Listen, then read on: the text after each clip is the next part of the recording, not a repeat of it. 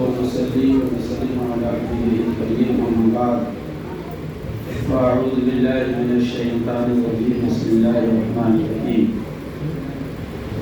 إن الذين يبايعونك إنما يبايعون الله يد الله فوق أيديهم أعوذ بالله صدق الله مولانا العظيم وصدق رسوله النبي الأمين المكين الكريم ونحن على ذلك لمن الشاهدين والشاكرين والحمد للہ رب العالمین۔ آئیے حضرات، ہم اور آپ سب سے پہلے سارے جہان کے آقا و مولا، لمبے لمبے ہاتھوں سے بھیک دینے والے، بے سہاروں کے سہارے، سنہری جالیوں میں آرام فرمانے والے، جنت میں لے جانے والے، جہنم سے چھٹکارا دلانے والے، آب کوثر سے پیاس بجھانے والے، مقام والے، نمقام والے، عدد والے، عجب والے، روح دلہ جناب احمد مصطفیٰ محمد مصطفیٰ صلی اللہ علیہ وسلم کی بارگاہ میں ہدیہ درود و سلام پیش کریں۔ پڑھنے بآواز بلند اللہم صلی علی سیدنا و نبینا و مولانا محمد صلی اللہ علیہ وسلم صلو علیہ صلاۃ و سلام علیہ یا رسول اللہ صلی اللہ تعالی علیہ وسلم۔ یعنی عثمان صاحب خبیث خدا، اللہ پوش وزارت پہ لاکھوں سلام۔ آپ حضرات اٹھ کے ادھر آ جائیں، بچوں کو پیچھے کر دیں اور آپ ادھر ٹیک لگا کے بیٹھ جائیں، ادھر بھی ٹیکا ہے، آ جائیں۔ اس لیے کہ ادھر سامنے ہم بیٹھوں گا تو آپ لوگ دکھ نہیں رہے، بچوں کو پیچھے کر کے ادھر ٹیک لگاؤ نا، آ جاؤ ادھر، آ جاؤ، ٹیکا ہے ادھر، ہاں اتنا ہی ٹیکا لگا لیں، ہاں ادھر ادھر سامنے سامنے آ جاؤ، ہاں ادھر سامنے آ جاؤ، ہاں مجیب بھائی آ جاؤ، مجیب بھائی تو یہاں سے ادھر چلے گئے، ادھر ادھر ادھر وہاں بیٹھ جاؤ، ٹیک لگا لو، ہاں پیچھے بھی اصل میں دن بھر کام دھام کرتے ہیں، تھک جاتے ہیں، سوچتے ہیں تھوڑا سا کہیں سہارا مل جائے پیچھے۔ ارے تو آپ لوگوں کی عمر ہوگی تو نوجوان لڑکے بیٹھے ہوئے ٹیک لگا کے ہیں، کیا ہوگا ابھی اگر ہم لوگوں کو جنگ میں جانا پڑ جائے تو کیا کریں؟ ہاں بھاگ لیں گے تو چھوڑ چھاڑ دیں۔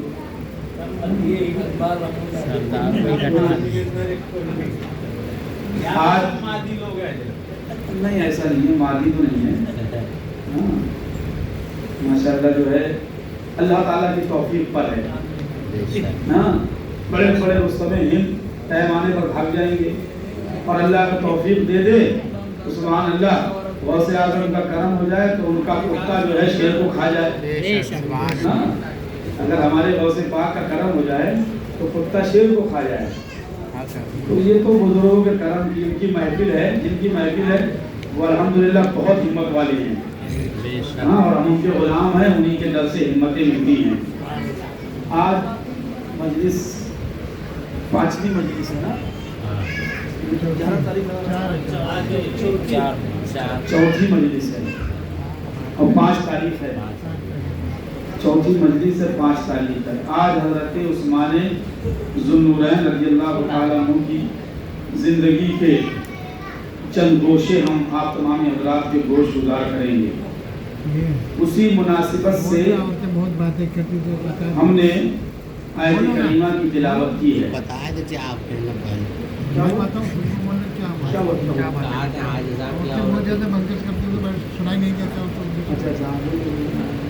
آپ بتا دو نا، اور لوگ بتوا دیں، باہر جو عورتیں بیٹھی ہوئی ہیں وہ لوگ بھی اگر خاموش رہیں تو اور عورتوں کے بھی سننے میں آئے گا، سمجھ میں آئے گا، باتیں نہ کریں، ایسا بتایا جا رہا ہے کہ کافی باتیں کرتی ہیں، پھر عورتیں ہیں تو باتیں کریں گی، باتیں حقیقت میں انہی لوگوں کے لیے ہیں، ان کا جو کام ہے وہ تو کریں گی نا بھائی، تو ان کو اپنا کام کرنے سے کوئی نہیں روک سکتا، آپ چاہے اتنا اعلان کریں لیکن وہ وہی کریں گی جو ان کا کام ہے، تو ان کو اپنا کام کرنے دیجیے، ہم کو اپنا کام کرنے دیجیے، ہے نا۔ خیر اتنا سن کے تو خیر بات کم کریں گی، ایسا نہیں ہے، اللہ تعالیٰ ان کو بھی ہدایت دے اور ہدایت کے ساتھ ان کو ثواب بھی دے، سب چیزوں کا ثواب دے، بیٹھنے کا، سننے کا، تو آج اسی مناسبت سے ہم نے آیت کریمہ کی تلاوت کی ہے۔ اللہ تبارک و تعالی جل مجدہ الکریم قرآن مجید میں فرماتا ہے ان الذین یبایعونک انما یبایعون اللہ ید اللہ فوق ایدیہم۔ کل جو ہم نے قرآن شریف کی آیت تلاوت کی ہے اس آیت میں بھی حضرت عثمان غنی رضی اللہ تعالیٰ عنہ کی فضیلت ہے۔ والذین معہ اشداء علی الکفار رحماء بینہم، کل ہم نے بتایا رحماء بینہم سے مراد حضرت عثمان غنی کی ذات ہے، آپس میں رحم دل۔ تو حضرت عثمان غنی رضی اللہ تعالیٰ عنہ کی رحم دلی یہ جماعت صحابہ میں مشہور ہے، حضرت عثمان غنی کی رحم دلی۔ اسی لیے فرمایا گیا کہ رحماء بینہم سے مراد حضرت عثمان ذو النورین، یہ مراد یہاں سے حضرت عثمان غنی ہے۔ اور آج جو آیت کریمہ ہم نے تلاوت کی ہے اس میں اللہ تبارک و تعالیٰ نے بیعت رضوان کا ذکر فرمایا۔ اس آیت میں بھی حضرت عثمان غنی رضی اللہ تعالیٰ عنہ کی فضیلت ہے اور آپ کی خصوصیت کا ذکر ہے۔ جماعت صحابہ میں ہمارے آقا کے 4 خلفاء ہیں جن کو خلفاء راشدین کہا جاتا ہے، حضرت ابوبکر صدیق، عمر فاروق اعظم، عثمان غنی، حضرت مولا علی اور حضرت امام حسن۔ 4 خلفاء عام مشہور ہیں یہ خلفاء راشدین میں، لیکن علماء اہل سنت حضرت امام حسن کے زمانے کو بھی خلافت راشدہ میں جوڑتے ہیں اور حضرت امام حسن بھی خلافت راشدہ میں ہیں، خلفاء راشدین میں، جو ہمارے اور آپ کے آقا کے نواسے ہیں اور حضرت مولا کائنات کے شہزادے ہیں اور حضرت خاتون جنت کے بھی شہزادے ہیں، حضرت امام حسن۔ انشاءاللہ تعالی ان کی بھی شہادت اور ان کی بھی زندگی کے ہم گوشے اور ان کی سیرت پر ہم وقت آنے پر گفتگو کریں گے۔ ہم نے پہلے ہی دن آپ کو بتا دیا تھا کہ خالی فضائل اہل بیت سننا یہ رافضی اور شیعوں کا طریقہ ہے۔ محرم شریف میں رافضی شیعہ صرف فضائل اہل بیت سنتے ہیں، اس کے علاوہ بلکہ ان کی محفلوں میں آج کے دن یہ محرم شریف میں فضائل اہل بیت سننے سے زیادہ ضروری ان کے مذہب میں صحابہ کو لعن طعن اور گالی دینا ان کی محفلوں میں۔ معاذ اللہ رب العالمین، اترولہ وغیرہ کے جو لوگ ہیں وہ جانتے ہوں گے کہ 10 دن محرم شریف میں فضائل اہل بیت سے وہ زیادہ ضروری یہ سمجھتے ہیں کہ صحابہ کی توہین کی جائے، ان کو برا بھلا کہا جائے، صدیق اکبر رضی اللہ تعالیٰ عنہ کی شان میں توہین کی جائے، عمر فاروق اعظم کو لعن طعن کیا جائے، حضرت عثمان غنی کی گستاخیاں کی جائیں، اتنا ضروری ہے۔ اس لیے ہم نے آپ کو بتایا کہ جو میدان کربلا کی جو جنگ ہے وہ 10 محرم شریف کو ہوئی ہے، سب جانتے ہیں۔ 7 محرم شریف سے پانی بند کیا گیا ہے، 7 محرم شریف سے۔ اور یہ جو زمانہ پہلے محرم شریف سے جو زمانے چلے ہیں نا، یہ زمانہ جو ٹائم تھا یہ یزید اور امام حسین کے مابین گفتگو کا ٹائم تھا، یہ گفتگو کا ٹائم تھا۔ حضرت امام حسین رضی اللہ تعالیٰ عنہ نے ہر چند کوشش کری کہ کوئی راستہ صلح کا نکل آئے، چونکہ کوفہ سے جو خطوط آئے تھے امام علی مقام کے پاس، ان خطوط کو پڑھنے کے بعد ہی تو آپ نے مکہ مکرمہ سے اور کوفہ کی جانب چلنے کا آپ نے ارادہ کیا، ورنہ آپ تو مدینہ شریف میں رہ رہے تھے، ہمارے آقا کے شہر پاک میں، وہ شہر میں جب رہ رہے تھے تو وہاں یزید نے آپ کو بیعت کے لیے پریشان کیا، تو مدینہ شریف چھوڑ کر آپ مکہ شریف چلے آئے۔ جب مکہ شریف میں چلے آئے تو کوفہ والوں نے خطوط اور قاصد دے کر بھیج کر آپ کو کوفہ بلایا، اور جب آپ کوفہ چلے گئے تو اس کے بعد امام علی مقام رضی اللہ تعالیٰ عنہ نے یہ جو محرم شریف کے ایام میں جو ہم بیٹھے ہوئے ہیں ان ایاموں میں خالی گفتگو ہوئی ہے، وہ بھی ہم انشاءاللہ تعالیٰ آپ کو 8 یا 9 محرم شریف میں ہم اس کا بھی ذکر کریں گے کہ کیا کیا گفتگو ہوئی ہے۔ امام حسین رضی اللہ تعالیٰ عنہ نے ہر چند کوشش کی کہ مجھے یا تو واپس جانے دو، یہاں سے میں واپس چلا جاتا ہوں اپنے ساتھیوں کو، اپنی اہل بیت کو لے کر، یا تو پھر امر ساتھ سے امام حسین نے کہا براہ راست مجھے یزید سے مجھے بات چیت کرنے دو، میں اپنے معاملات کو اس سے طے کر لوں گا، جو بھی بات ہوگی ہمارا اس کا میٹر ہے. لیکن ان بدبختوں نے نہ تو امام حسین کو یزید سے گفتگو کرنے دی اور نہ ہی آپ کو وہاں سے واپس جانے دیا. ایسی صورتحال پیدا کر دی کہ یا تو آپ لڑو یا یزید کی بیعت قبول کرو، اس کے علاوہ آپ کے پاس تیسرا کوئی راستہ نہیں ہے. دو ہی راستے ہیں، یا تو جنگ لڑو یا آپ جو ہے یزید کی بیعت قبول کر لو. اس دو راستوں کے علاوہ تیسرا راستہ نہیں. تو یہ جو محرم شریف کے ایام چل رہے ہیں اس میں یہی تمام معاملات ہوئے. پھر 10ویں محرم کی صبح سے کربلا شریف کے اندر جنگ شروع ہو. تو انشاءاللہ تعالیٰ وہ جو مخصوص اہل بیت ہیں، نفوس قدسیہ ہیں، ان کی شہادت کو انشاءاللہ تعالیٰ ہم 10 محرم کی صبح میں بیان کریں گے. پوری شہادت نامہ جو حضرت علی اصغر، حضرت علی اکبر، حضرت عمر محمد، جو آپ کے 72 نفوس قدسیہ ساتھ آپ کے گئے تھے، ان میں جن کی شہادت ہوئی اور کون کون واپس لوٹ کر کے آئے، اس میں عورتیں، بچے، بوڑھے، جوان، سبھی طریقے کے لوگ تھے. وہ 72 نفوس قدسیہ ان کو لے جا کر کے حضرت امام حسین رضی اللہ تعالیٰ عنہ نے میدان کربلا میں جا کر اپنے پورے خاندان کو اپنی قربانی کی. وہ شہادت نامہ 10 محرم شریف کو انشاءاللہ تعالیٰ ہم آپ کو بتائیں گے. اور حضرت مسلم بن عقیل رضی اللہ تعالیٰ عنہ کی شہادت بھی انشاءاللہ تعالیٰ وہ 8 یا 9 محرم کو، اور فضائل اہل بیت بھی انشاءاللہ. کل حضرت مولا علی رضی اللہ تعالیٰ عنہ پر گفتگو ہوگی، اس لیے حضرت مولا علی یہ وہ ہیں کہ ہمارے آقا کے جانشین بھی ہیں، ہمارے آقا کے داماد بھی ہیں، ہمارے آقا کے چچا زاد بھائی بھی ہیں، حضرت امام حسین کے والد بھی ہیں، حضرت امام حسن کے بھی والد ہیں، اور حضرت خاتون جنت کے شوہر بھی ہیں. اتنی فضیلتیں جس ذات میں موجود ہیں اس ذات کا نام مولا علی ہے، اور انشاءاللہ تعالیٰ ان کا بھی کل بیان ہوگا. تو آج حضرت عثمان غنی رضی اللہ تعالیٰ عنہ پر ہم گفتگو کریں گے. ایک بات یاد رکھیے، جب ہم میدان کربلا کے واقعات سنائیں گے تو میدان کربلا کی جو جنگ ہے نا، وہ جنگ صرف امام حسین ہی کے نام سے منسوب نہیں ہے.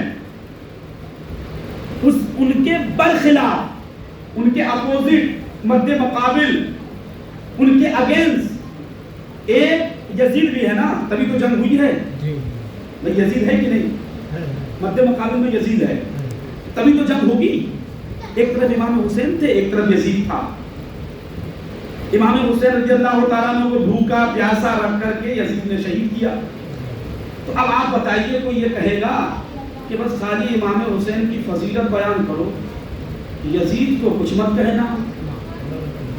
بھائی کوئی کہے گا؟ آپ لوگوں میں سے تو کوئی نہیں کہے گا. تو کیا یہ صحیح ہے کہ امام حسین کی فضیلت بیان کی جائے لیکن یزید کو کچھ نہ کہا جائے؟ اس نے اتنا بڑا کان کر دیا، اس کو کچھ نہ کہا جائے. کیا ہم اپنی نسلوں کو یہ نہ بتائیں کہ یزید کی خباثت کیا تھی؟ یزید جواری تھا، شرابی تھا، زانی تھا، بلاత్కాری تھا، چرسی تھا.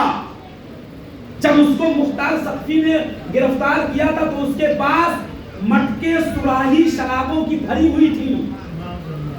کیا یہ نہیں بتایا جائے گا؟ اور وہ خبیث تھا کس کا بیٹا؟ صحابی رسول کا بیٹا تھا. بیٹا کس کا تھا؟ تو کوئی یہ کہے گا کہ صحابی کا بیٹا ہے کچھ مت کہو؟ تو کہے گا کیا؟ یا اگر کوئی ایسا کہے کہ صاحب آج یزید کے خلاف کوئی کچھ نہیں بولے گا، تو آپ ہی لوگ اس کا گریبان پکڑ لو گے. ارے بھائی کوئی یزیدی ہے کہ حسینی ہے؟ یزید کے خلاف کوئی کچھ نہیں بولے گا بھائی، کیونکہ یزید کے خلاف اگر بولو گے نا تو یزیدی ناراض ہو جائیں گے. تو دونوں پہلو ہیں نا. اسلام کے اندر آپ شاید کسی مولانا سے پوچھ لیجیے یا ہم آپ کو لکھ کے دے دیتے ہیں، اسلام کے اندر بغیر کسی کی مخالفت کے، برائی کے تم اسلام میں داخل نہیں ہو سکتے ہو. اسلام میں داخلہ ہی نہیں ہوگا. تم چاہو کہ خالی ہم تعریف سے، محبت سے اور لوگوں کو خوش کر کے ہم مسلمان ہو جائیں تو ہم مسلمان ہی نہیں ہوں گے. ہمارے نبی نے ہم کو جو کلمہ دیا ہے اس کلمے کو تو پڑھ کر کے ہم مسلمان ہوتے ہیں. بھلے ہی ہم نے وہ کلمہ نہیں پڑھا ہے، اس کا مطلب نہیں جانتے ہیں، لیکن کم سے کم اس کلمے کو مانتے ہیں، اس کے مطلب پر ہم کو ایمان ہے. اس لیے کہ جب ہم کلمہ پڑھتے ہیں لا الہ الا اللہ، یہ کلمہ ہے نا، اس کا مطلب آپ نے کسی سے پوچھا کبھی؟ اس کا معنی جانا؟ لا الہ الا اللہ، کوئی معبود نہیں، لا الہ الا اللہ. جو ہم اپنی گردن ہلاتے ہیں نا، لا پہ گردن ہلاتے ہیں، لا الہ الا اللہ. تو لا الہ کا معنی کیا ہے؟ کوئی معبود نہیں. کل کوئی چوٹی والے آ جائیں اور وہ یہ کہیں کہ بھیا کلمہ نہیں پڑھنا، اس لیے کہ ہمارے خداؤں کی اس میں برائی ہے، تو جب کہو گے کہ امام صاحب سے کہنا کلمہ نہیں پڑھیں گے کل سے، کلمہ چھوڑ دو گے؟ بتاؤ مجھے، آپ کلمہ چھوڑ دو گے؟ اس لیے کہ اس میں غیر مسلموں کے معبودوں کی برائی ہے. لا الہ الا اللہ، کوئی معبود نہیں. تم گردن ہلا کر کے بھی کہتے ہو کوئی معبود نہیں، زبان سے بھی کہتے ہو کوئی معبود نہیں. اتحیات میں بیٹھ کر کے جب اشہد ان لا الہ آتا ہے تو انگلی اٹھا کے بتاتے ہو کوئی معبود نہیں الا اللہ، اللہ کے سوا کوئی معبود نہیں اللہ کے سوا. تو اب بتاؤ، اللہ کو معبود کہا بعد میں اور اللہ کے دشمن کا رد کیا پہلے. پہلے آپ کو کہنا پڑے گا، جھوٹے خداؤں کا رد کرنا پڑے گا، مذمت کرنا پڑے گی. کوئی معبود نہیں اللہ کے سوا. تو کلمہ پڑھنا بند کر دو، چونکہ کلمے کے اندر برائی ہے، بہت سارے لوگوں کو تکلیف ہوگی، دکھ ہوگا. اس لیے عیسائی حضرت عیسیٰ علیہ السلام کو خدا کا بیٹا کہتے ہیں، اور اس کلمے کے اندر ہے کوئی معبود نہیں اللہ کے سوا. مجوسی آگ کو پوجتے ہیں، آگ کی عبادت کرتے ہیں، آگ کو خدا سمجھتے ہیں. لا الہ میں مجوسیوں کا رد ہے. غیر مسلم نہ جانے کتنے خداؤں کو پوجتے ہیں، اپنا معبود سمجھتے ہیں. لا الہ میں غیر مسلموں کا رد ہے. تو کلمہ پڑھنا بند کر دو. کیوں نہیں بند کرتے ہو کلمہ پڑھنا؟ اور پھر اللہ تبارک و تعالیٰ یہی چاہتا ہے کہ اگر میری بارگاہ میں مسلمان ہونا چاہتے ہو تو پہلے میرے دشمن کا رد کرو، میرے دشمن کو برا کہو، اور میرے دشمن کو برا کہنے کے بعد پھر مجھے رحمان کہو، پھر مجھے رحیم کہو، پھر مجھے کریم کہو. مجھے رحیم کہنا تمہاری زبان سے جب تک اچھا نہیں لگے گا، جب تک جو میرے مقابلے میں جھوٹے خدا ہیں جب تک تم ان کا رد نہیں کر دو گے. اس سے سمجھ میں آتا ہے کہ ہم تو مسلمان ہی نہیں ہوں گے. اور ہم کہتے ہیں کہ صاحب برا مت کہو، برا مت کہو. قرآن شریف کی تلاوت کرتے ہیں تو پہلے پڑھتے ہیں اعوذ باللہ من الشیطان الرجیم. ارے بھائی کیا ضرورت ہے اعوذ باللہ من الشیطان الرجیم پڑھنے کی؟ بسم اللہ سے قرآن شریف شروع کر دو. ارے بھائی اللہ کو رحمان کہو، اللہ کو رحیم کہو. یا اعوذ باللہ پڑھنے کی کیا ضرورت ہے؟ ابھی تک جو لوگ کہتے تھے کہ یہ نہ کہو وہ نہ کہو، اسی کلمے کے اوپر آج پارلیمنٹ کے اندر بی جے پی کے نیتا یہ سوال اٹھا رہے ہیں کہ یہ لوگ اذان میں لا الہ الا اللہ پڑھتے ہیں، ہمارے معبودوں کو جھوٹا کہتے ہیں. تو بی جے پی کے خلاف تو بدلی کھڑے ہو جاتے ہو. مردہ باد مردہ باد. مخالفت ہے بھائی، زندہ مخالفت ہے. اسلام کے بعد جس پہلو کو بھی دیکھ لو، ہر پہلو کے اندر آپ کو پہلے رد ملے گا. اللہ کو یہ پسند ہی نہیں ہے کہ کوئی میرے دشمن کو برا کہنے سے پہلے میری بارگاہ میں آ کے مجھے رحمان کہے. اللہ کو منظور نہیں ہے. اللہ تو دیکھنا چاہتا ہے کہ یہ صرف میرا والا ہے یا میرے علاوہ بھی کسی کو مانتا ہے. تو جب آپ نے یہ کہا لا الہ لا الہ کوئی معبود نہیں، لا الہ میں مجوسیوں کا رد ہے، لا الہ میں عیسائیوں کا رد ہے، لا الہ میں غیر مسلموں کا رد ہے، لا الہ میں نیچریوں کا رد ہے، لا الہ میں قادیانیوں کا رد ہے، ہر فرقہ باطلہ والے کا لا الہ میں رد ہے. تو اس لیے اللہ کو یہی پسند ہے کہ جتنے میرے دشمن ہیں معبودان باطل، پہلے ان کا رد کرو، بعد میں آ کے مجھے رحمان کہو، مجھے رحیم کہو. نعرہ تکبیر، نعرہ رسالت، مسلک اعلی حضرت، شہدائے کربلا، نعرہ تکبیر، نعرہ رسالت. چوٹی پر پہلے تمہارے نبی نے جو پہلا اعلان کیا نا فاران کی چوٹی پر کھڑے ہو کر، اس ٹائم نہ نماز تھی، نہ روزہ تھا، نہ حج تھا، نہ زکات تھی، نہ داڑھی تھی، نہ ٹوپی تھی، نہ کرتا تھا، نہ پاجامہ تھا، کچھ نہیں تھا۔ اب فاران کی چوٹی پر ہمارے تمہارے آقا کھڑے ہوئے، تمام سرداران قریش کو، اپنے پٹیداروں کو، خاندان والوں کو جمع کیا اور جمع کر کے فرمایا کہ اگر میں کہوں اس پہاڑی کے پیچھے ایک لشکر ہے تمہیں مار دے گا، مانو گے؟ تو تمام کفار نے کہا یار کیسی باتیں کر رہے ہو، ہم تو آپ کو امین صادق کہتے ہیں، آپ تو سچے ہیں، اگر آپ یہ کہیں گے تو ہم مان لیں گے۔ تب ہمارے آقا نے فرمایا لا الہ الا اللہ انی محمد رسول اللہ، اللہ کے سوا کوئی معبود نہیں، میں اللہ کا رسول ہوں۔ تب لوگ کہنے لگے کفار و مشرکین، یہ کیا بات رہے ہیں، ارے معاذ اللہ یہ کیا کہہ رہے ہیں، یہ کیا کہہ رہے ہیں، یہ کیا کہہ رہے ہیں، یہ سب کہتے ہوئے چلے۔ ابو جہل، ابو لہب، عتبہ، شیبہ، تمام کفار و مشرکین اس وقت موجود تھے۔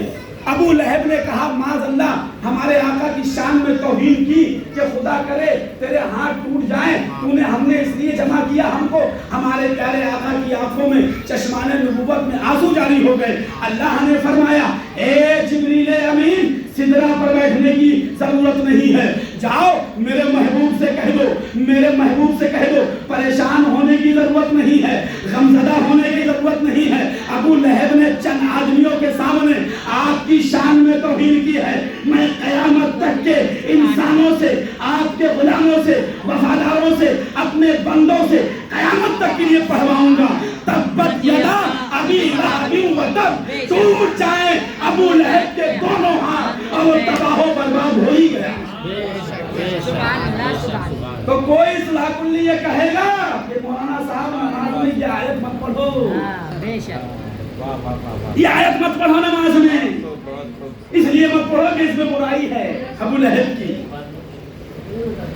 تو اسلام کی بنیاد اسی پر ہے، اسلام کی بنیاد کس پر ہے؟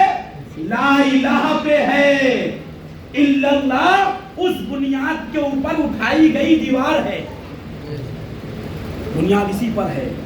تو ہمیں دونوں پہلو لے کے چلنا ہے۔ اگر ہم امام حسین کی تعریف کریں گے نا تو ہم کو لازم ہے کہ امام حسین کے مد مقابل میں جنہوں نے ان کو شہید کیا ہے ان یزیدیوں کی برائی بھی لازم ہے۔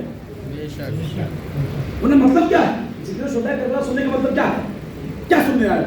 فضائل، فضائل اہل بیت، تو فضائل اہل بیت سننے آئے ہو زمانہ رسالت کے۔ آپ اٹھائیے تفسیر کی کتابیں، زمانہ رسالت میں جو کفار و مشرکین تھے وہ ہمارے تمہارے آقا کی شان میں کتابیں لکھتے تھے، لیکچر دیتے تھے تعریف میں، لیکن جو نبی کے دشمن تھے ان سے رشتہ ناتا جوڑ کے رکھتے تھے، اس لیے اللہ نے ان کو کوئی فائدہ نہیں پہنچایا۔ محبوب کی تعریف کرنے سے ان کافران لعین کو اللہ نے کوئی اجر و ثواب نہیں دیا کہ محبوب کی تعریف تو کرتے ہو، ٹھیک ہے ہمیں محبوب ہے ایسا کہ جس کی تعریف کی جائے، لیکن محبوب کی تعریف مکمل جب ہوگی جب محبوب کے دشمنوں کا رد کرو گے، تب تو پتہ چلے گا کہ محبوب والے ہو۔ آئیے حضرت عثمان غنی رضی اللہ تعالیٰ عنہ کی مناسبت سے ہم نے ایک آیت کریمہ جو پڑھی ہے وہ بیعت رضوان میں، اس کا ذکر بیعت رضوان کا اس آیت کریمہ میں ذکر ہے۔ حضرت عثمان غنی رضی اللہ تعالیٰ عنہ کی ذات بھی وہ واحد شخصیت ہے کہ صحابہ کرام میں ان کی مثال نہیں، ان کی بھی بہت ساری خصوصیات ہیں جو اور صحابہ کی نہیں۔ حضرت عثمان غنی رضی اللہ تعالیٰ عنہ وہ ہیں کہ جن کے نکاح میں ہمارے تمہارے آقا کی 2 صاحبزادیاں، جب محبت سے بولے ہیں سبحان اللہ، 2 صاحبزادیاں، اور یہ کوئی معمولی بات نہیں ہے۔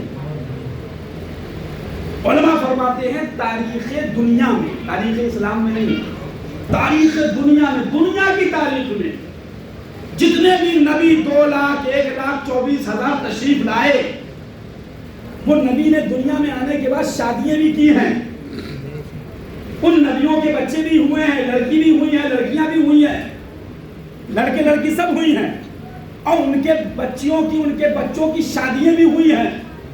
ان انبیاء مرسلین کے داماد بھی تھے، لیکن پوری تاریخ دنیا میں حضرت آدم سے لے کر حضرت عیسیٰ تک کسی نبی کے صحابی کو یہ شرف حاصل نہیں کہ اس نبی کی 2 بیٹیاں کسی ایک شخص کے نکاح میں ہوں۔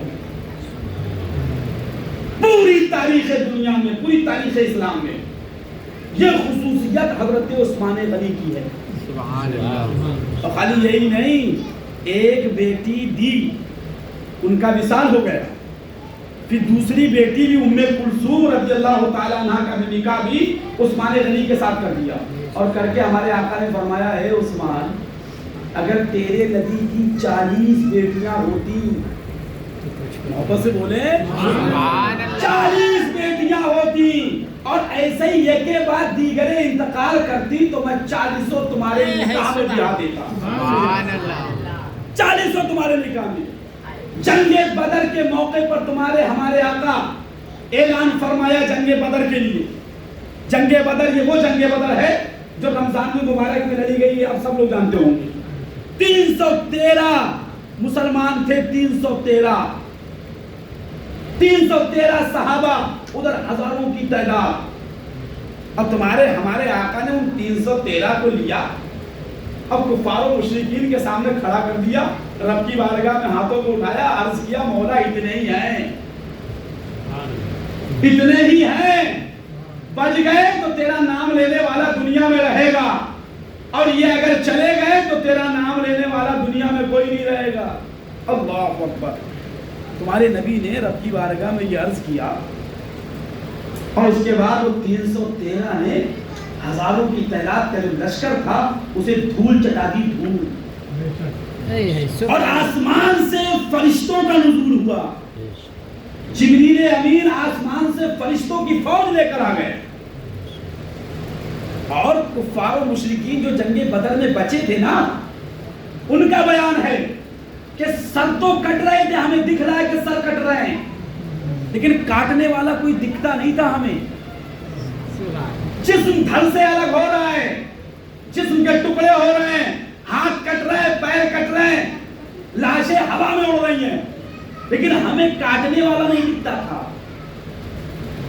یہ جنگ بدر، اب 313 مسلمان تھے، صرف 313۔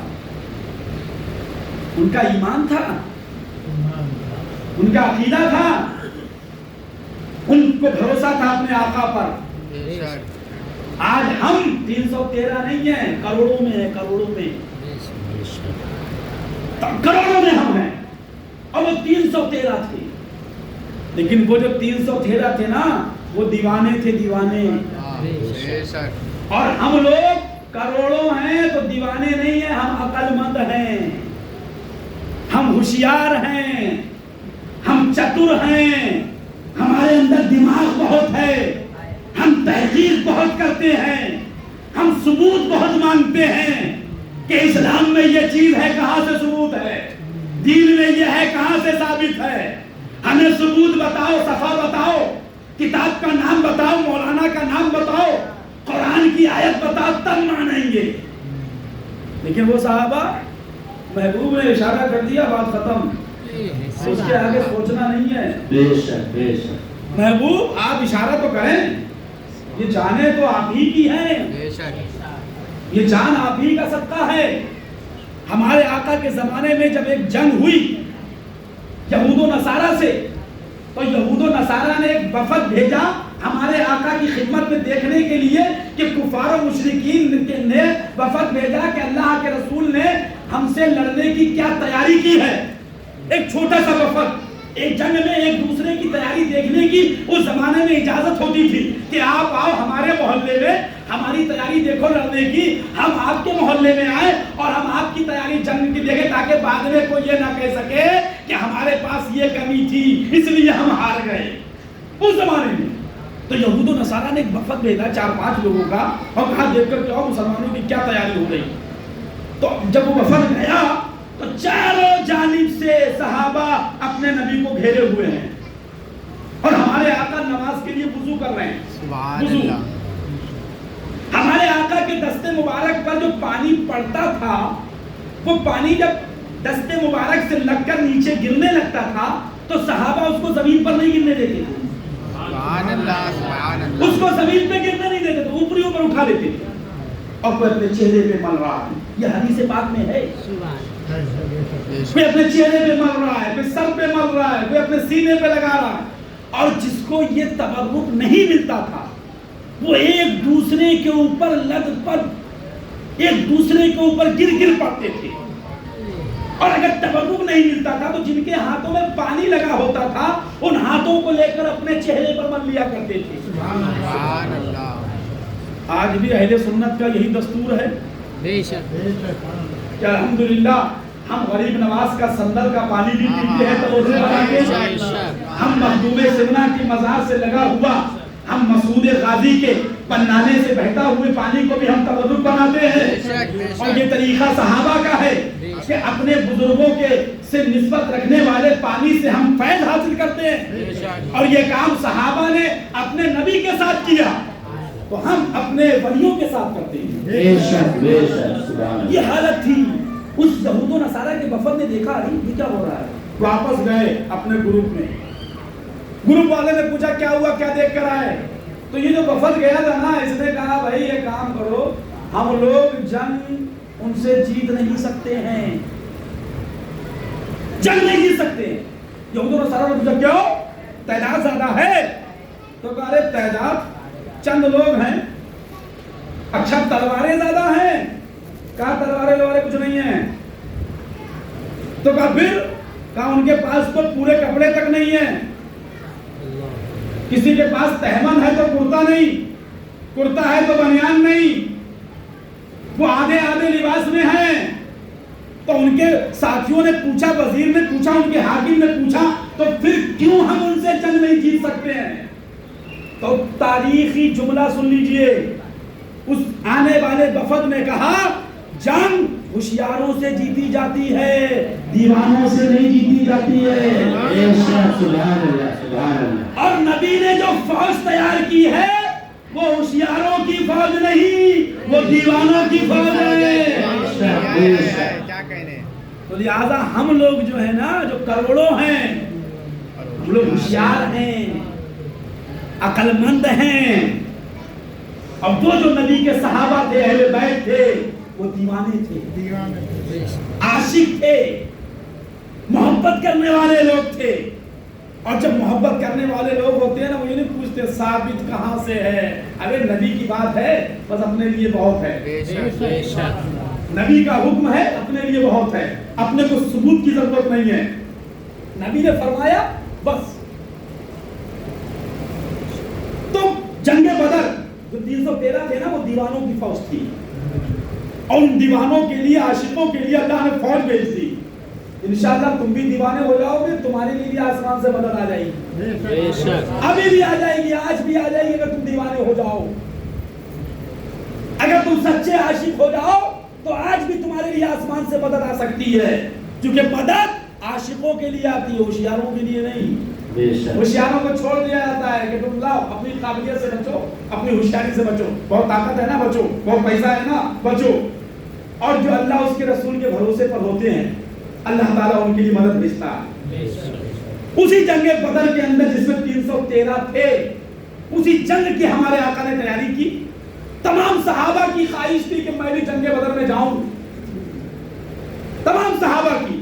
حضرت عثمان غنی بھی تیار ہو گئے، جب حضرت عثمان غنی کی تیاری دیکھی، ہمارے آقا نے فرمایا عثمان تم جنگ بدر میں نہیں جاؤ گے، تم جنگ بدر میں نہیں جاؤ گے، اس لیے اس وقت ہمارے آقا کی صاحبزادی حضرت رقیہ رضی اللہ تعالی عنہا آپ کے نکاح میں تھی۔ اعلان نبوت سے پہلے ہمارے آقا نے اپنی صاحبزادی حضرت رقیہ کا نکاح عثمان غنی سے کر دیا۔ اس وقت میں آپ بیمار چل رہی تھی حضرت رقیہ، تو ہمارے تمہارے آقا نے فرمایا عثمان غنی تم یہیں رہو گے مدینہ شریف میں، اور اپنی زوجہ ہماری صاحبزادی رقیہ کی تیمارداری کرو گے، دیکھ بھال کرو گے۔ حضرت عثمان غنی مایوس ہو گئے، جنگ میں جانے سے روک دیا گیا، ہمارے آقا نے ارشاد فرمایا با اختیار نبی ہے ہمارے، مالک و مختار نبی ہے ہمارے۔ سبحان اللہ۔ حضرت عثمانی غنی سے کہا مایوس کیوں ہوتے ہو، تم ہماری بیٹی کی تیمارداری کرو، ہم جنگ بدر کا ثواب تمہیں دیں گے۔ سبحان اللہ۔ گھر بیٹھے بیٹھے ہم تمہیں جنگ بدر کا ثواب دیں گے۔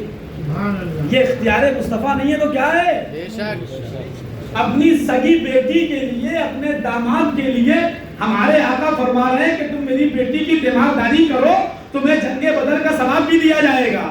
آپ بدری جنگ کے اندر جو لڑنے والے صحابہ تھے ان تمام کی فہرست دیکھو گے تو حضرت عثمان غنی کا اس میں نام ہے۔ اور جنگ بدر کے اندر جو مال غنیمت تقسیم ہوا صحابہ میں، وہ ان لوگوں کو ملا جو جنگ بدر میں جن صحابہ نے شرکت کی تھی، تو اس میں حضرت عثمان غنی کو بھی جتنا مال غنیمت شرکت کرنے والے صحابہ کو دیا گیا اتنے ہی مال غنیمت حضرت عثمان غنی کو دیا۔ بے شک نعرہ تکبیر، نعرہ رسالت، مسلک اعلیٰ حضرت، جس نے شہدائے کربلا، فیضان عثمان غنی، فیضان عثمان غنی، نعرہ تکبیر، نعرہ رسالت۔ اسی موقع پر جنگ بدر کے موقع پر حضرت جب جنگ بدر فتح ہوئی تو حضرت رقیہ رضی اللہ تعالی عنہ کا انتقال ہو گیا۔ ہمارے آقا تشریف لائے تو تدفین وغیرہ ہو چکی تھی حضرت رقیہ کی، تو ہمارے اور آپ کے آقا نے اپنی دوسری صاحبزادی ام کلثوم رضی اللہ تعالی عنہ، ان کا نکاح حضرت عثمان غنی سے فرما دیا۔ اور حضرت مولا علی رضی اللہ تعالیٰ عنہ راوی ہے، روایت کرتے ہیں، انہوں نے اپنے کانوں سے اپنے آقا کے ان الفاظوں کو سنا۔ آپ بیان فرماتے ہیں کہ میں نے خود اپنے کان سے اپنے آقا کا ارشاد سنا کہ نبی فرما رہے ہیں حضرت عثمان غنی کے لیے کہ اگر تیرے نبی کی 40 بیٹیاں ہوتی تو 40 کی 40 میں عثمان غنی کے نکاح میں بیاہ دیتا۔ بے شک سبحان۔ یہ فضیلت حضرت عثمان غنی کی ہے۔ ہمارے اور آپ کے پیارے آقا صلی اللہ تعالی علیہ وسلم ایک دفعہ جنگ کی ترغیب اپنے صحابہ کو دے رہے ہیں۔ بہت عرب کے اندر اس وقت بہت زیادہ جو ہے تنگ دستی کا ماحول تھا، قحط پڑا ہوا تھا، کسی کے پاس پیسہ نہیں تھا، پتے اور گھاس کھا کر کے اس زمانے میں صحابہ کرام اپنا گزر بسر کر رہے تھے۔ اتنی غربت کا زمانہ تھا۔ ہمارے آقا نے کسی جنگ کی تیاری کر دی، اچانک جنگ تبوک چھڑ جاتی ہے، اور اس جنگ تبوک کی تیاری میں مسلمانوں کے پاس کچھ نہیں تھا، خالی نہتے مسلمان تھے۔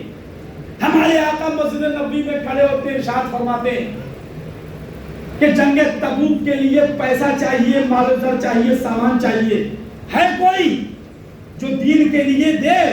حضرت عثمان غنی رضی اللہ تعالیٰ عنہ کھڑے ہو گئے، اپنے آقا کی بارگاہ میں عرض کیا، یا رسول اللہ 100 اونٹ ماں ساز و سامان کے میں نے آپ کی بارگاہ میں پیش کیے۔ 100 اونٹ، اور اونٹ کے اوپر جو جنگ کا ساز و سامان ہوتا ہے اس ماں ساز و سامان کے 100 اونٹ پیش کیے۔ پھر ہمارے آقا نے صحابہ کو ترغیب دینا شروع کر دیا۔ پھر حضرت عثمان غنی کھڑے ہوئے اور 100 اونٹ کا اعلان کیا، تیسری مرتبہ پھر اعلان کیا، پھر حضرت عثمان غنی کھڑے ہوئے 100 اونٹ کا اعلان کیا۔ حدیث میں فرمایا گیا 300 اونٹ ماں ساز و سامان کے ایسی حالت میں حضرت عثمان غنی رضی اللہ تعالیٰ عنہ نے اپنے آقا کی بارگاہ میں پیش کی۔ پیش کر کے گھر گئے، جو بھی اس کی رقم ہوتی ہے، پیسے ہوتے ہیں، وہ لے کر کے آئے، وہ درہم و دینار لا کر کے اپنے آقا کی بارگاہ میں پیش کر دیے۔ اب سنیے اختیار مصطفیٰ، محبوب منبر پر بیٹھے ہوئے ہیں، منبر نور پر، اور حضرت عثمان غنی نے جو درہم و دینار لا کر کے دیے، ایک روایت میں آیا ہمارے آقا اپنی جھولی میں رکھتے اور اس طریقے سے ان میں ہاتھ ڈالتے اپنی انگلی مبارک اور اس کو اٹھاتے اور پھر چھوڑتے اور یہ فرماتے جاتے آج سے عثمان کچھ بھی کرے اس کے اوپر کوئی گناہ نہیں، آج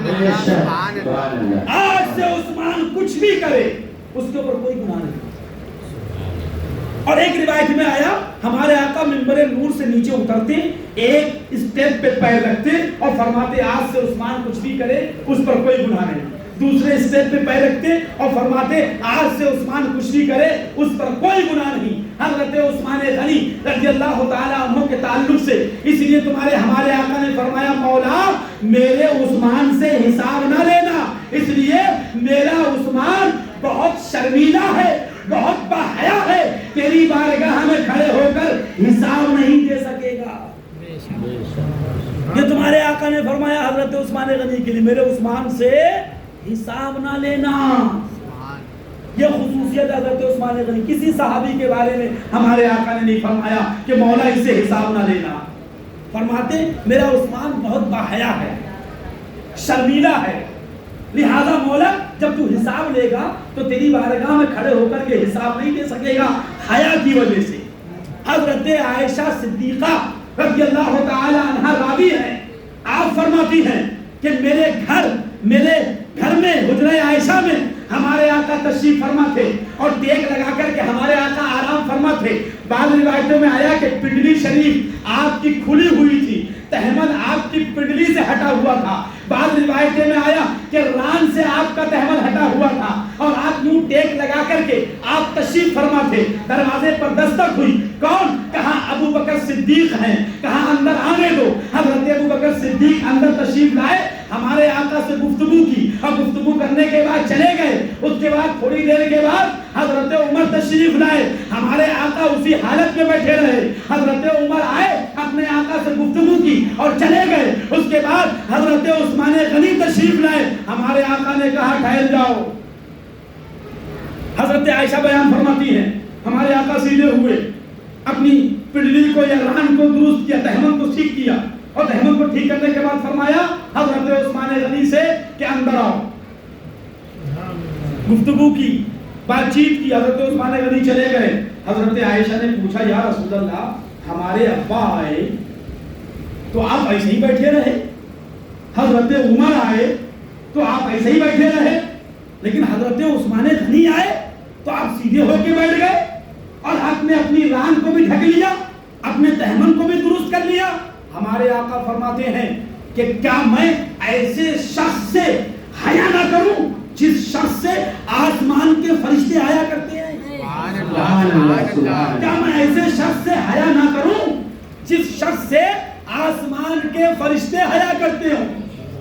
یہ حضرت عثمان غنی رضی اللہ تعالی عنہ کا مرتبہ اور ان کا مقام ہے جو جماعت صحابہ میں آپ کی یہ سیرت کہ یہ گوشے انفرادی حیثیت کے حامل ہیں۔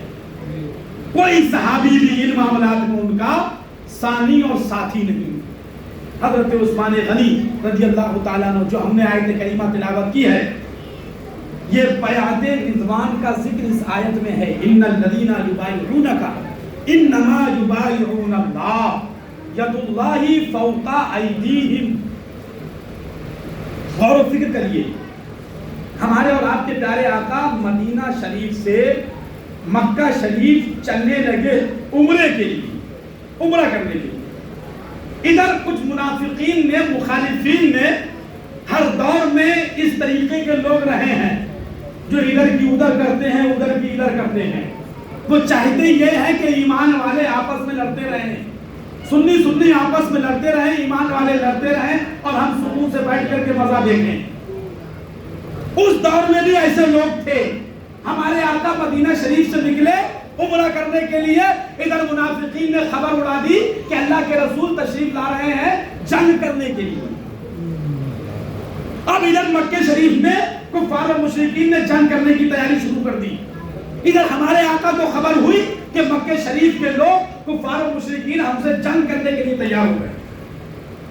تو ایک مقام ہے حدیبیہ، حدیبیہ ایک مقام ہے، وہاں ایک درخت ہے، اس درخت کے نیچے ہمارے آقا نے پڑاؤ ڈالا، خیمہ ڈالا، تمام جانسار صحابہ کو وہاں جمع کر کے بیٹھ گئے اور حضرت عثمان غنی کو اپنا سفیر، اپنا وکیل بنا کر آپ نے مکہ شریف بھیجا اور یہ فرما کر کے بھیجا جاؤ مکے والوں سے کہنا ہم کسی جنگ کے ارادے سے نہیں آ رہے ہیں، ہم تو عمرہ کرنے آ رہے ہیں، خانہ کعبہ کا طواف کرنے آ رہے ہیں، صفا و مروہ کی دوڑیں لگانے آ رہے ہیں، مینا و مزدلفہ کی صحیح کرنے آ رہے ہیں، لہذا ہم تو عمرہ کرنے آ رہے ہیں، ہم یہاں جنگ کے ارادے سے نہیں آ رہے ہیں۔ یہ کہہ کر کے حضرت عثمان غنی کو بھیجا۔ حضرت عثمان غنی جب گئے مکہ مکرمہ، تو مکہ مکرمہ میں جانے کے بعد آپ نے وہاں کا جب ماحول دیکھا تو سب بالکل ٹینشنیانہ تھے، تیاری پوری جنگ کی۔ تو حضرت عثمان غنی نے ان کو بتایا کہ ہم جنگ کے ارادے سے نہیں آ رہے ہیں، ہمارے آقا اور صحابہ ان کے عمرہ کرنے آ رہے ہیں۔ تو چونکہ وہ حضرت عثمان غنی رضی اللہ تعالیٰ عنہ کے خاندان ہی کے لوگ، پٹیدار ہی کے زیادہ تر جو مکہ مکرمہ میں خانہ کعبہ پر قابض تھے، ان کے پٹیداری تھے، ان لوگوں نے کہا اے عثمان غنی تمہارے لیے اجازت ہے، تم طواف کر سکتے ہو۔ اچھا آپ اندازہ لگا سکتے ہیں حضرت عثمان غنی نے کیا کہا ہوگا؟ کیا صدا کلی ہوتا ہے نا، کہ کعبے کا طواف پہلے طواف کر لو بعد میں دیکھا جائے گا۔ اور وہاں صحابہ میں جگہ رہے ہم تو طواف قیان ہیں۔ بارے با عثمان غنی آپ نے جواب دیا اے سنو میں طواف کرنے والا نہیں ہوں، میرے نبی کے بغیر عثمان طواف کر لے؟ ارے یہ کعبہ ہے کعبہ، اس کعبے کی عظمت بھی اسی کعبے والے نے بتائی ہے، اس کے بتانے سے ہم اس کی عظمت کو جانتے ہیں، اس کے بغیر طواف نہیں کریں گے۔ اور ادھر یہ خبر اڑا دی کہ حضرت عثمان غنی کا قتل ہو گیا، شہید کر دیے گئے۔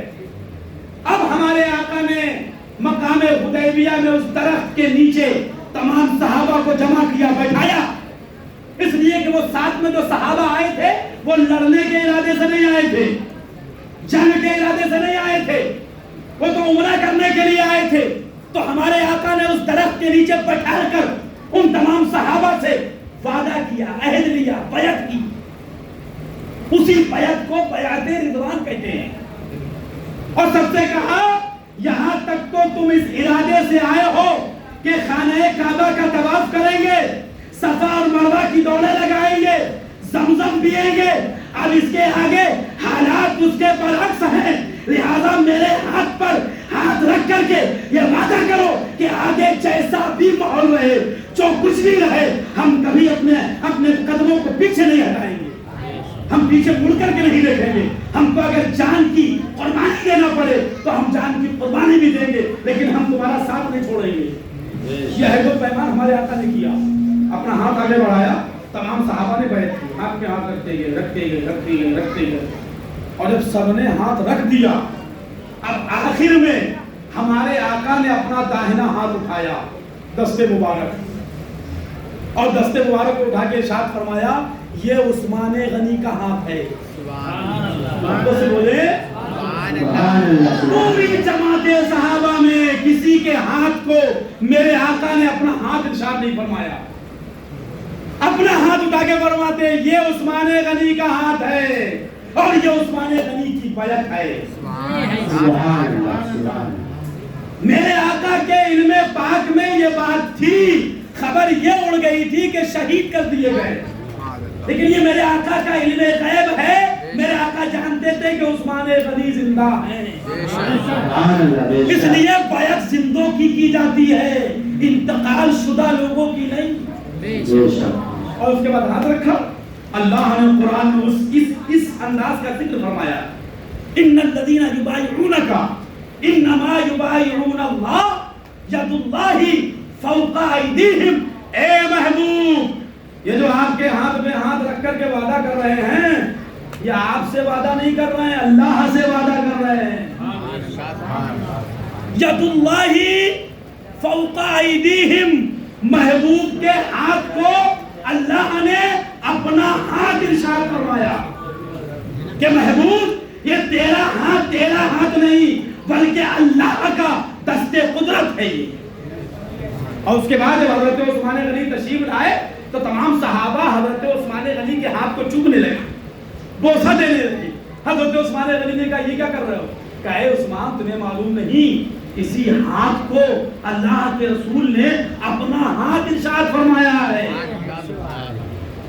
اب دیکھو ایک خصوصیت تو یہ ہو گئی اور ایک سب سے بڑی خصوصیت قرآن شریف میں اللہ نے فرمایا ید اللہ فوق ایدیہم. ہمارے آقا کے دستے مبارک کو اللہ نے اپنا دستے قدرت ارشاد فرمایا ہے کہ محبوب یہ جو تمہارا ہاتھ ہے نا یہ تمہارا نہیں یہ اللہ کا دستے قدرت ہے. اللہ نے محبوب کے ہاتھ کو اپنا ہاتھ ارشاد فرمایا اور محبوب نے اپنے ہاتھ کو عثمان غنی کا ہاتھ ارشاد فرمایا.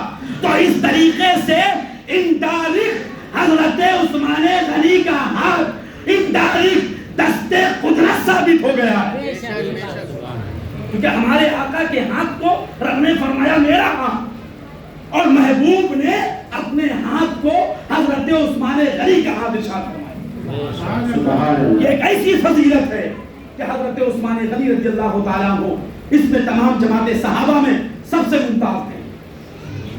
یہ حضرت عثمان غنی رضی اللہ تعالیٰ عنہ کی فضیلت ہے. بیعت رضوان اس لیے اللہ فرماتا ہے ان الذین یبایعونک انما یبایعون اللہ ید اللہ فوق ایدیہم. محبوب مفہوم آیت کریمہ جو آپ کے ہاتھ پر ہاتھ رکھ کے وعدہ کر رہے ہیں یہ آپ کے ہاتھ پر وعدہ نہیں بلکہ اللہ کے دستے قدرت پر وعدہ کر رہے ہیں. اس سے پتہ یہ چلتا ہے کہ محبوب سے اگر کوئی وعدہ کرے تو وہ وعدہ صرف محبوب سے نہیں ہوتا ہے بلکہ محبوب کے خدا سے ہوتا ہے. وعدہ مصطفیٰ وعدہ خدا ہے. حکم مصطفیٰ حکم خدا ہے. تعریف مصطفیٰ تعریف خدا ہے. بے شک سبحان اللہ. نعرہ تکبیر نعرہ رسالت نصرت اعلی حضرت جشن شہدائے کربلا فیضان عثمان غنی فیضان عثمان غنی نعرہ تکبیر. آقا مسلمانوں حضرت عثمان غنی رضی اللہ تعالیٰ عنہ کی فضیلت میں بے شمار حدیثیں وارد آئی ہیں. آپ نے اپنے مال کو اپنی جان کو اپنے آقا کی بارگاہ میں ہمیشہ آپ تیار رہا کرتے تھے قربان کرنے کے لیے. ہمیشہ تیار رہتے تھے. اور اس کے بعد حضرت عثمان غنی رضی اللہ تعالیٰ عنہ نے دیر روما کا کنواں خرید کر مسلمانوں پر وقف کیا اور ہمارے آقا نے اس کنویں کو خریدنے سے پہلے ارشاد فرما دیا تھا کہ اس کنویں کو خرید کر جو مسلمانوں پر وقف کرے گا وہ جنتی ہے وہ جنتی ہے.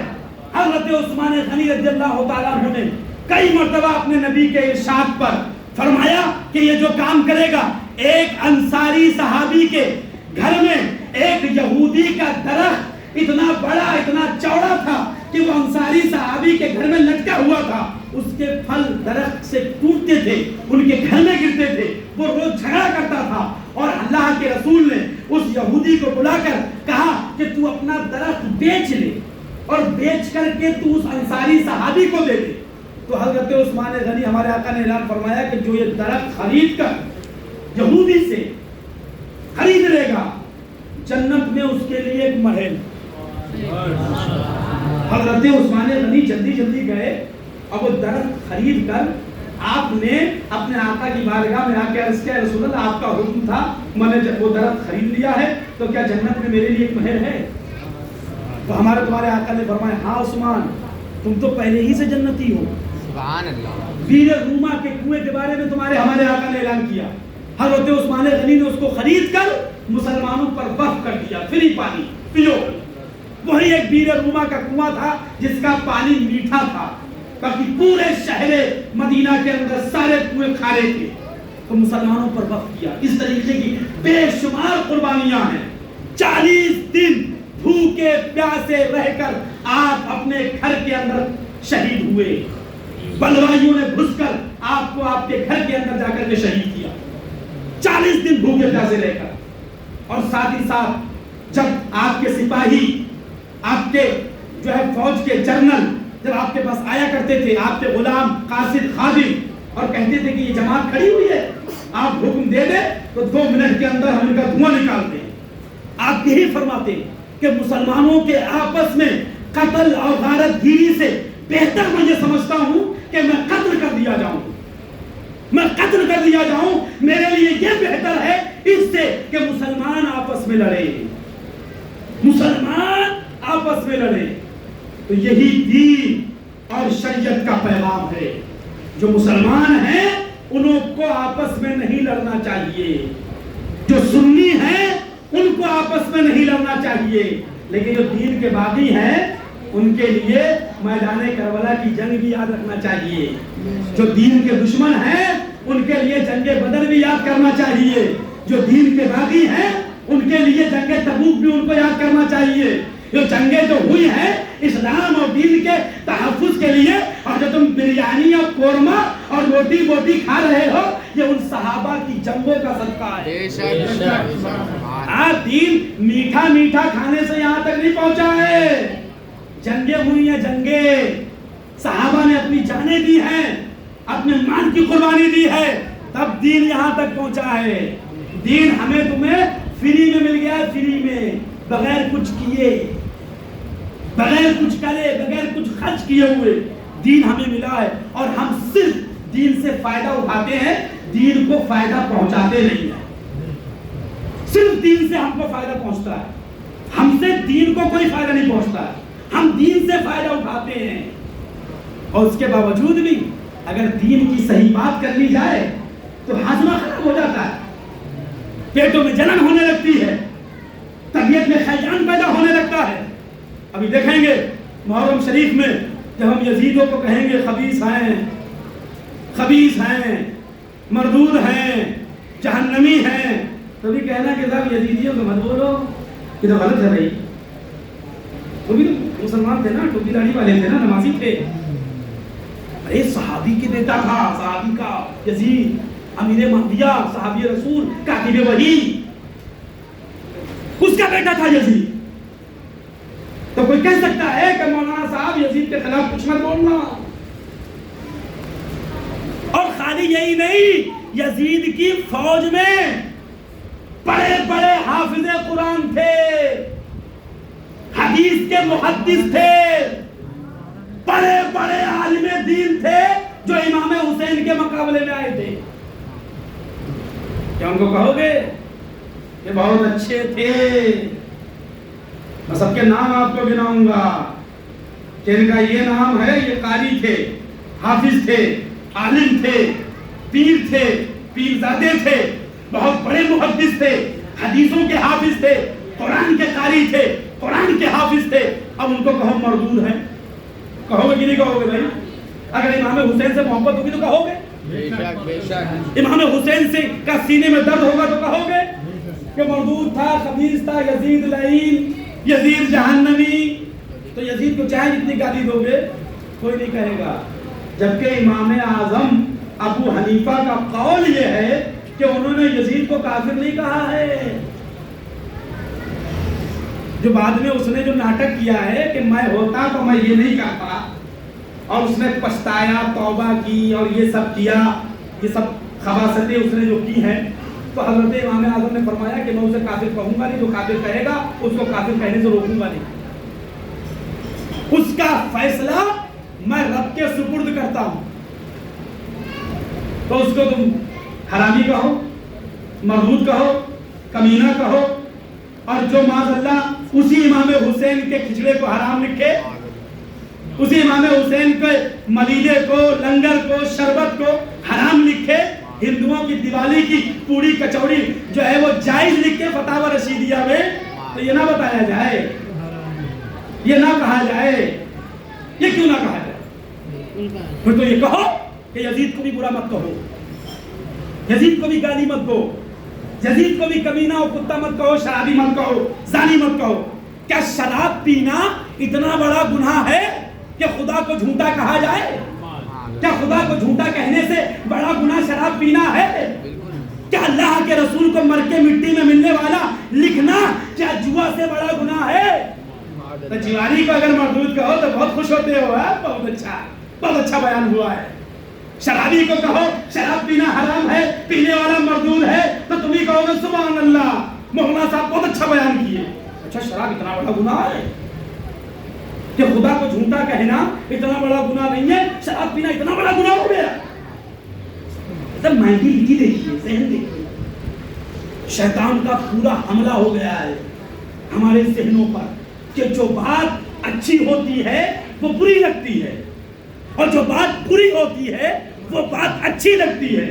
شیطان تو یہی چاہتا ہے، شیطان کی مرضی یہی ہے، شیطان کی منشا یہی ہے کہ تمہارے دماغ میں وہ بات جگہ نہ کرنے پائے جو بات اللہ اس کے رسول کی ہے، امام حسین کی ہے، غوث اعظم کی ہے، غریب نواز کی ہے. وہ محبتیں تمہارے دل و دماغ میں گھر نہ کرنے پائے جن محبتوں کے طفیل جنت کی بہاریں تمہارے حصے میں آنے والی ہے، وہ غلمان تمہارے حصے میں آنے والی ہے. بلکہ وہ تو شیطان یہی چاہتا ہے کہ تمہیں جہنم کا ایندھن بنا دے، تمہیں جہنم میں تمہیں لے جا کر کے پہنچائے. وہ شیطان کبھی نہیں چاہے گا کہ تمہارے دل و دماغ سے امام حسین رضی اللہ تعالیٰ عنہ کی محبت تمہارے دل و دماغ میں جگہ کر پائے. اس لیے مسلمانوں اعلیٰ حضرت صاف فرماتے ہیں شیطان کے شر سے، شیطان کی مکاریوں سے اپنے دل و دماغ کو محفوظ رکھو. شیطان تو یہی چاہتا ہے، وہ تم کو بہکائے گا. اچھا کام کرنے کی سوچو گے تو کبھی آپ کو نیند آئے گی، سستی آئے گی، کاہلی آئے گی. حضرت آپ خرافات پہ چلے جائیے، گوہا جہاں ہوتا ہو وہاں بیٹھ جائیے، چائے کے ہوٹل پہ بیٹھ جائیے، آپ کی نیند اڑ جائے گی، رات بھر جاگو گے. جیسی فجر کا ٹائم آئے گا آپ کو نیند ہونے لگے گی. سنیوں کو نیند آتی ہے اور وہاں بھی نیند سے جاگ جاتے ہیں.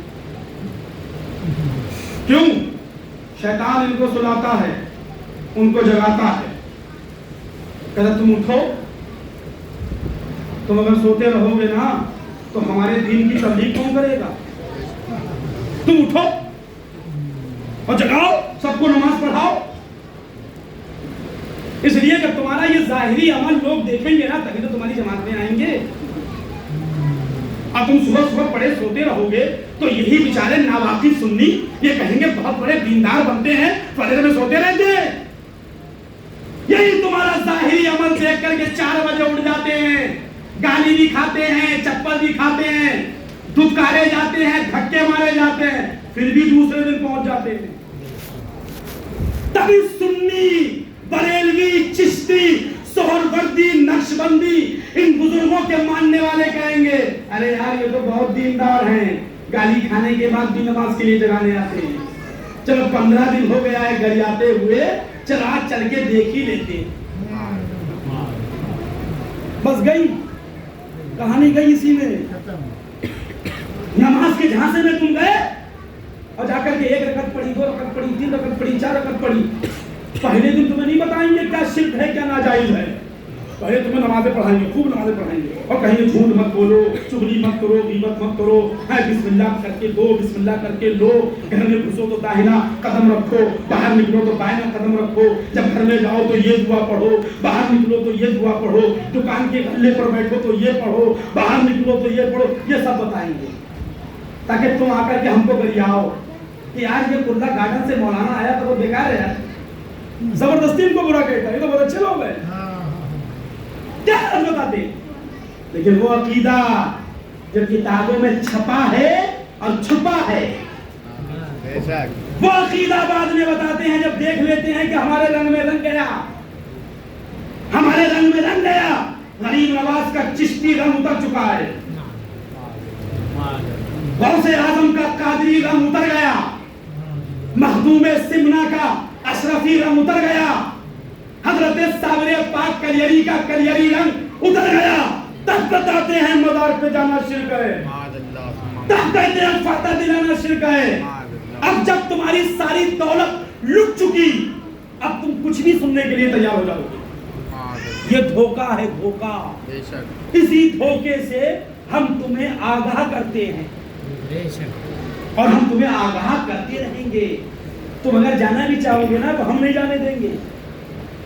تم جانا بھی چاہو گے ہم کو 4 گالی دے لے وہ چلے گا، لیکن ہم تم کو دیوبندی نہیں ہونے دیں گے، ہم تم کو وہابی نہیں ہونے دیں گے. اور یہ جو ہم کرتے ہیں نا یہ میدان محشر میں جب جاؤ گے نا تب سمجھ میں آئے گا، یہاں سمجھ میں نہیں آئے گا. اور ہم کو 5 گالی بھی دے دو گے ہمارے بھائی ہو یار، دے دو گے چلے گا. لیکن خدا کے واسطے، غوث اعظم کے واسطے، یہ جو دولت غریب نواز کی تمہارے سینے میں ہے، یہ جو دولت غوث اعظم کی تمہارے سینے میں ہے، یہ جو دولت فضائل اہل بیت کی امام حسین کی جو محبت تمہارے سینے میں ہے، جو صحابہ کی محبت تمہارے سینے میں ہے، یہ تمہارے سینے میں باقی رہے، اور ہم یہی چاہتے ہیں اسی محبت کے ساتھ تم دنیا میں زندہ رہو، اور جب جاؤ تو اسی محبت کے ساتھ جاؤ۔ بس ہماری اتنی تمنا ہے، اور اسی تمنا کے لیے ہم آپ کو بچانے کی کوشش کرتے ہیں، بچانے کی کوشش کہ تم بچے رہو۔ اللہ تعالیٰ ہم سب کو بچنے کی صحیح توفیق عطا فرمائے، بچنے کی صحیح توفیق عطا فرمائے، ہر برے فعل سے، ہر برے کام سے بچنے کی توفیق عطا فرمائے۔ استغفر اللہ